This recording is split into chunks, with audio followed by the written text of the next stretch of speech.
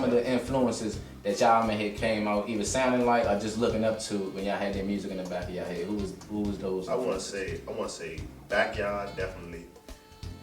OP Tribe, they gave us a lot of structure and helped us along the way just by mentoring, telling us what we was doing right and wrong. The young bands. All those young bands that we named in the earlier segment. Young Bucks, we forgot them. Young Bucks kind of taught us about grooves. Right. Yeah. And Red Essence, man, like, yeah. I can remember sitting down with the band and watching Go Go Live. Like, and just watching Red Essence performance and wanting to play, like, that's my favorite band. And just be on that kind of plateau. That's my favorite band. Especially that's who made me want to get into go-go when I was like seven years old. When that Go-Go Live came out, Red Essence, and I just want to shout out Kingpin Slim, who's kind of like heavy in the hip hop scene in DC. He was one of the members of Young Bucks back then, like way back then in the mid '90s. And him and Nigel and Puck and them, they kind of and Larry J, they helped us along as far as like understanding grooves, so we wouldn't just be doing anything. Structure. And like you said, also OP Tribe. When y'all first, okay, now that y'all know this already, we UCB now. We an actual band. Hold on, first it was Uncalled For Band. Yeah. But I don't know if it was just people was lazy, but they really started to like have a more of an affinity towards the UCB, towards the the initials. So people started to know just UCB and didn't even know what it stood for. Right, didn't even know what for a Uncalled long For. time. Okay, so it's 1996 and 97, and y'all just realized y'all band. And I came up and asked each one of y'all, this is 10 years ago, what are you in the band for and what do you hope to get from the band? And I want your answer from 10 years ago. Yeah. What are you in this for?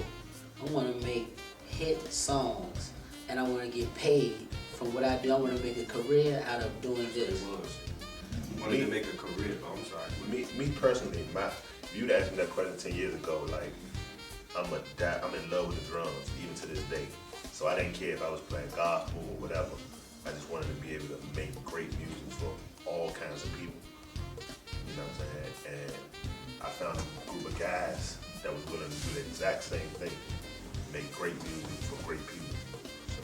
Also, when you talking about the influences, like what we said, I mean, you know, Backyard was like very influential since they was from Uptown too. But at first they was on the Congos, but they kind of like introduced the heavy timbali sound to go-go. You know, you gotta give credit where credit is due. They introduced that heavy timbali sound, and what we said is, if we're gonna be like heavy timbali sound, they're gonna have to be our original beats. They're gonna have to have definition in the beats, and one of the things that we always like got from Essence was it's gonna have to have original lyrics.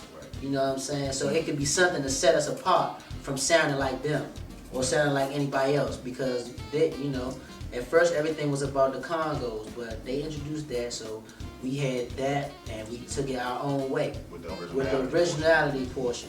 Let's take it to transition. I always noticed your originality, and I'm gonna tap back into that. The purpose. I'm glad you touched on the fact that you guys do a lot of original music, and I wanted to know whether or not that was conscious. Also, on the aspect of consciousness, I noticed a transition in you guys' music.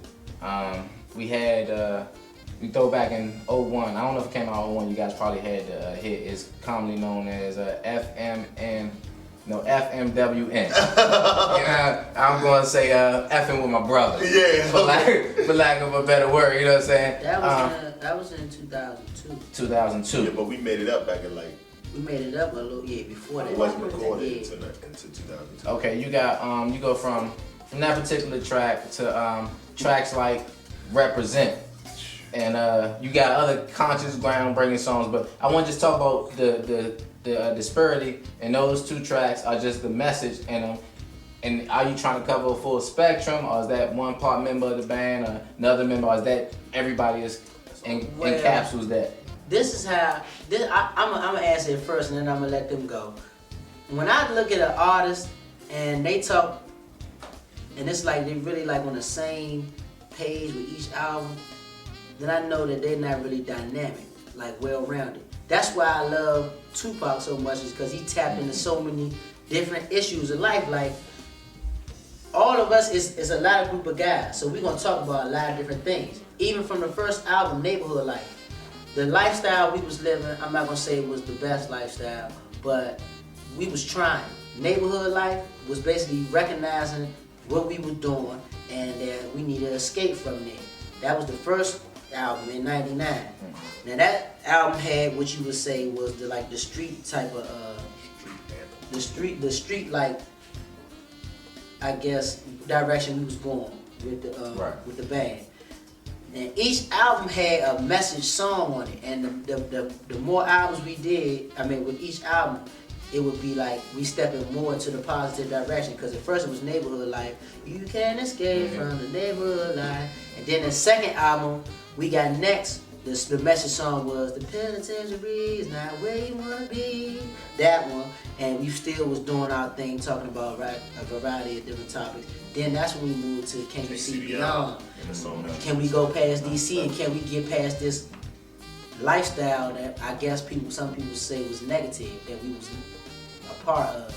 That our surroundings was falling. Our surroundings, yeah. Everybody was becoming statistics around us, and like, you know, all them albums and all them songs that we did were just all representation of how we was feeling, right? Going through during that point in time, you know what I'm saying, in our lives. And that was the album that had Represent and Peace Cuz and Where Can I Go.